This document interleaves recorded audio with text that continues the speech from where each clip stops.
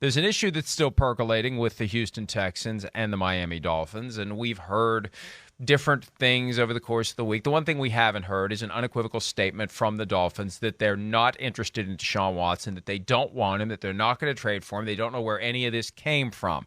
But unless and until you do trade for Deshaun Watson, you got to do what you can with the players that you have. And you got to make your current quarterback believe that you're still behind him, even if there is a point in the not-too-distant future where you may not be. So yesterday, Brian Flores, the coach of the Dolphins, spoke out on the current situation involving his quarterback, Tua Tagovailoa. Tua spoke as well. Let's hear from both of them.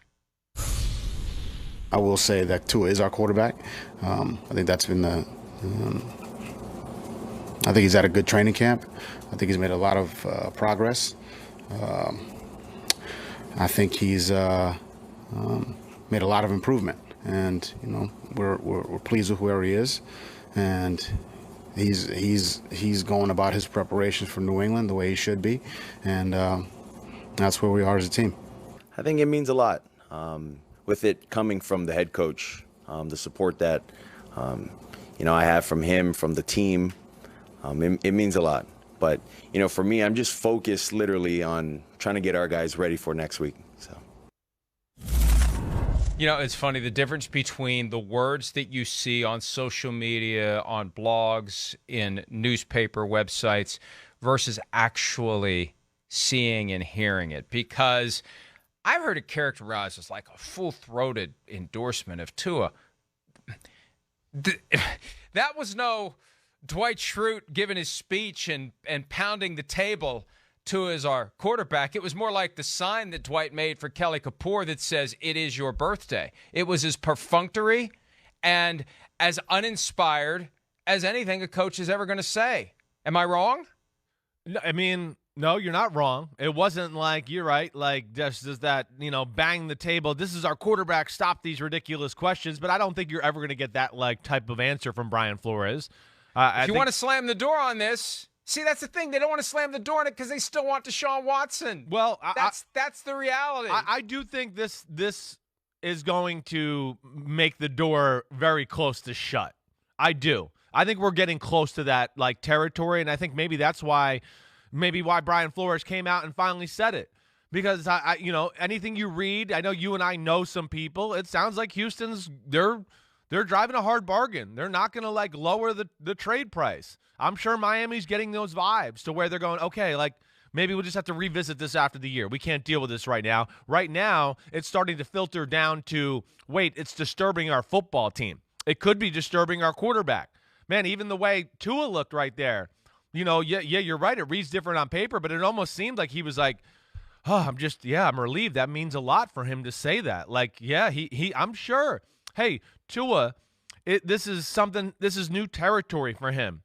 You got to put yourself in his shoes a little bit. We like Tua. We know how good of you could tell he's one of those guys, right, Mike? You look in his eyes and you go, the guy's a good guy. I could just see it.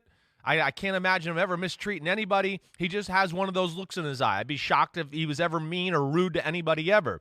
But at the same time, this is it's been a red carpet, rose petals on the ground type of career for Tua to this point. He's never really had to deal with any controversy really on the football field. Not one of the top recruits in the country. Go to Alabama, even as a freshman. We got this Tua. And then, of course, they put him in the national championship game. He wins that. Oh, my gosh, he's a college god. He's an Alabama god. I'm tank for Tua. He's the greatest thing since sliced bread.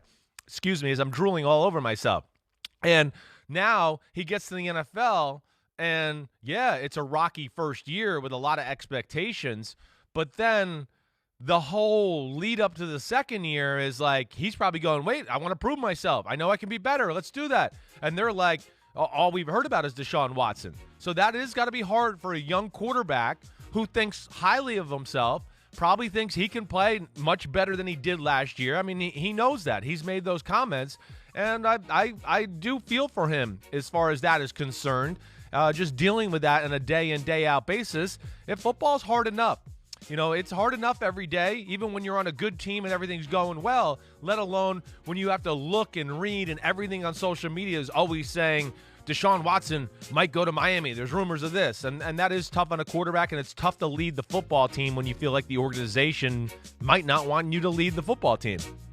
We talked about this dynamic yesterday with Mac Jones as the new starter in New England. It is incumbent on a coach where the quarterback has yet to morph into Peyton Manning, Tom Brady, show up and lead instantly like flipping a switch. You have to help prop him up. And for the Patriots, it was get rid of Cam Newton. You can't have him around. You can't have the leadership of Mac Jones diluted. For Tua Tagovailoa, it's say Tua is our quarterback, although it's still not the kind of strength that's going to be necessary to end this. And I don't think this ends until Tua either plays really well this year or doesn't play really well, because the only deadline that matters on a potential Deshaun Watson trade is the Tuesday after Week 8. The window is open until then, before it kicks into 2022. And as we said yesterday, as it relates to what Stephen Ross, the owner of the team, has to be thinking, yes, the Texans want a lot.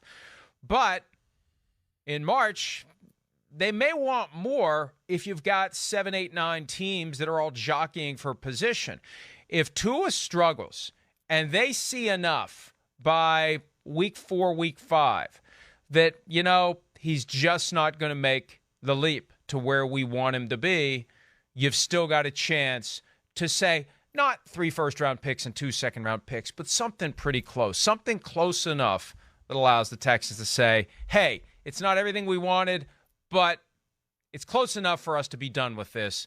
And I think Tua's performance, the team's performance, the first month of the season will be the next thing to watch to see whether or not the Dolphins pull the trigger now or wait to get in the scrum. And it will be a scrum of teams trying to get Deshaun Watson after the season. Yeah, I mean, it should. And I think you laid it out perfectly. You're right. It's going to come down to his play on the football field.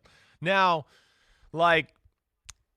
if he's not playing great, right, let's just say like your scenario, it's week 5, it's week 6, not playing great, but they're 5-1, 4-2, something like that.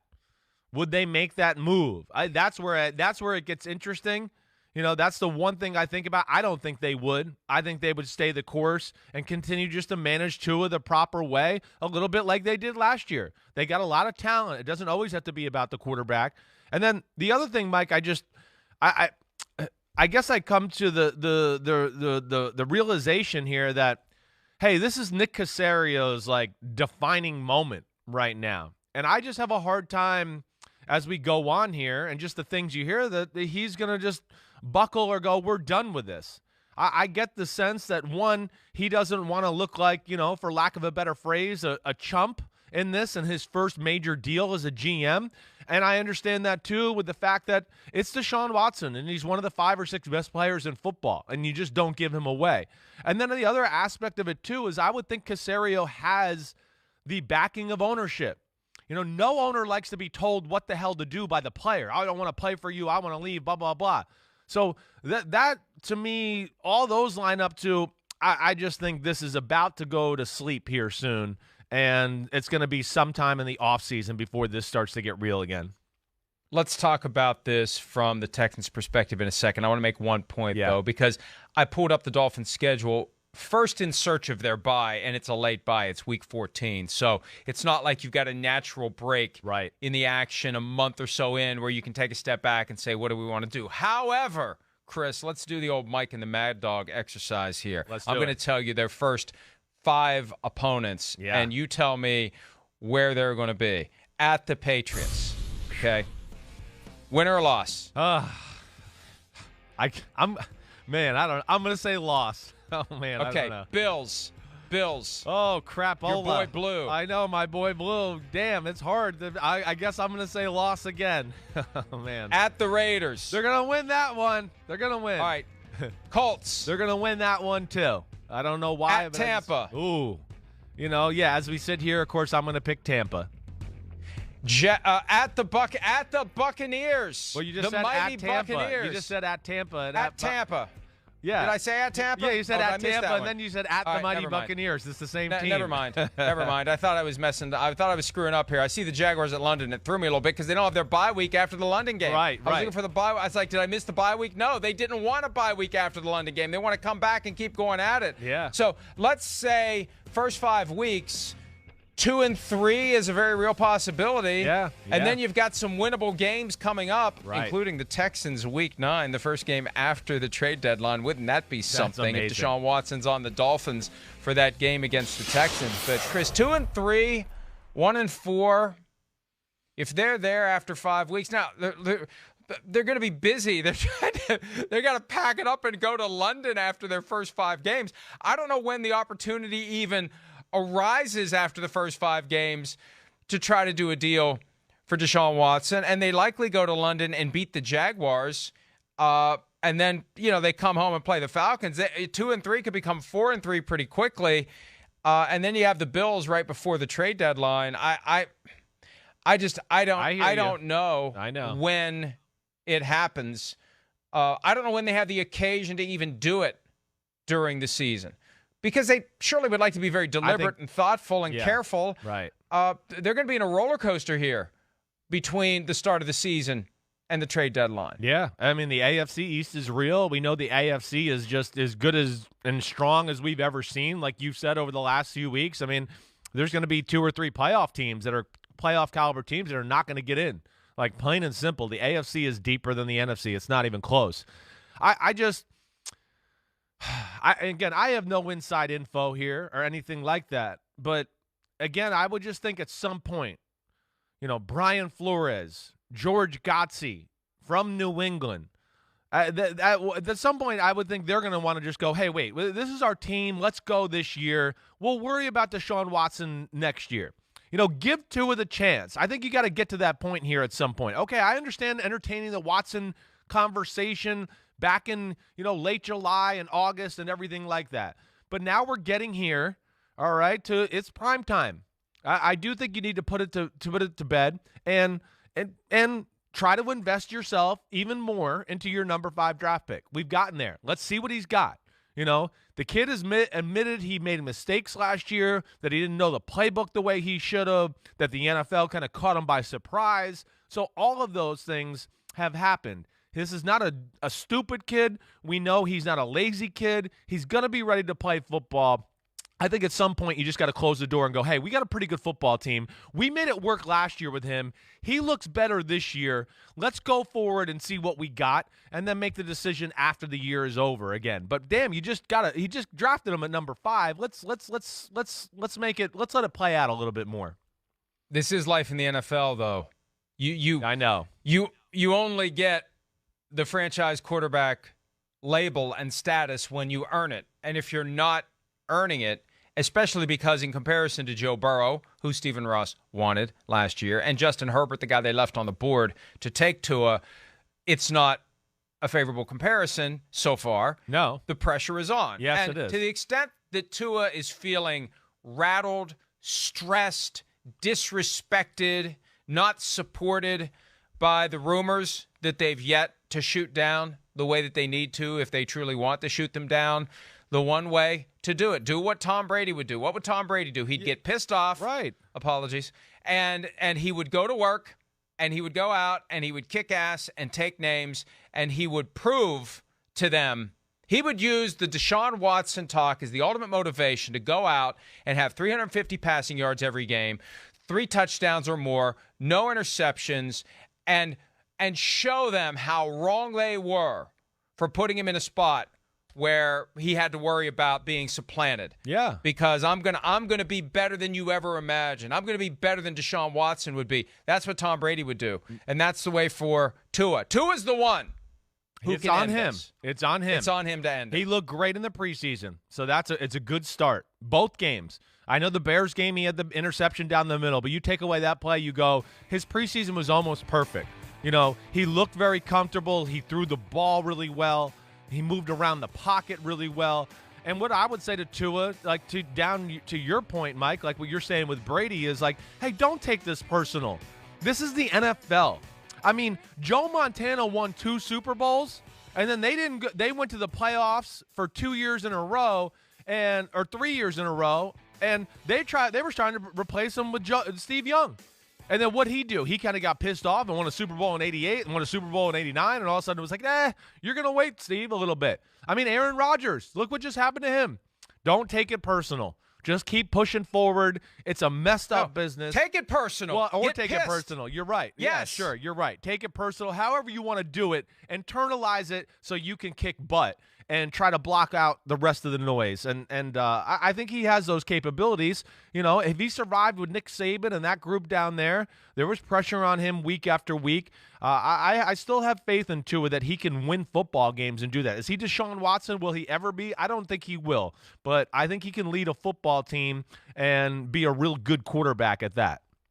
It's a shame Tom Brady isn't retired from the Dolphins' perspective, because Brian Flores could maybe get him to talk to Tua. I don't know that Tom Brady is going to be all that interested in helping Tua get the absolute most that he can out of his game, since it is on the schedule for Week 5, the Dolphins at the Buccaneers. But it's almost like Tua needs the right person to speak to him to get that giant to wake up, to get that attitude to lock in. But that's going to be the key. This has been a good conversation, because I hadn't really thought of it this way until we talked it through. It all comes down to him. And there are plenty of Dolphins fans that want to anoint him the next Bob Greasy or Dan Marino without him proving it. I think they believe, if it's all too tumultuous around him, he's not going to play well. You need that to get the most out of yourself. You need that basis for real motivation, for anger, for determination, for drive. This is the thing that could give Tua the edge that he needs to become the quarterback he needs to be to end these discussions and rumors and conversations about Deshaun Watson. Yeah, tumultuous is life in the NFL, except for like 8 people in the history of football. I mean, really. I mean, Mahomes right now, it doesn't look like he's ever going to have tumultuous. Like, right, all right. John Elway. He had it in the Super Bowl last year. Well, yeah, he had it. But, just career-wise overall, where you just go. John they were trying to get rid of John Elway. In the 90s. They drafted Tommy Maddox. I know, right. So there's just, that doesn't exist. I mean, it doesn't. I mean, I watched my dad play for 15 years, and people say, oh, your dad had the greatest career ever. I want to go, yeah, it was great. I get it. But, man, we had a lot of years where we were like, we don't know what the hell's going to happen. And it's scary. I mean, it's just part of the football world. And I think it's time for the Dolphins. Go ahead, move forward. It does not seem like the Texans are going to buckle on this. And you're getting too close to the season. And they should have confidence in what they've done with their football team, Miami. They have just about everything you need. They don't need to have the best quarterback in the football to win football games. They went 10-6 with a rookie quarterback who admitted he wasn't ready, and Ryan Fitzpatrick, who nobody looks at as a franchise quarterback. So, and I think they're a year better, and the coaches are going to be a year better, and some of the young players are going to be a year better. So, I think it is time, and I'm glad Flores said that. Maybe he says something a little bit more assertive again today or sometime later this week when he's in front of the media, just to hammer that point home. Hi, I'm Mike Tirico, and thanks for watching. Make sure to hit subscribe for the latest news and highlights from NBC Sports.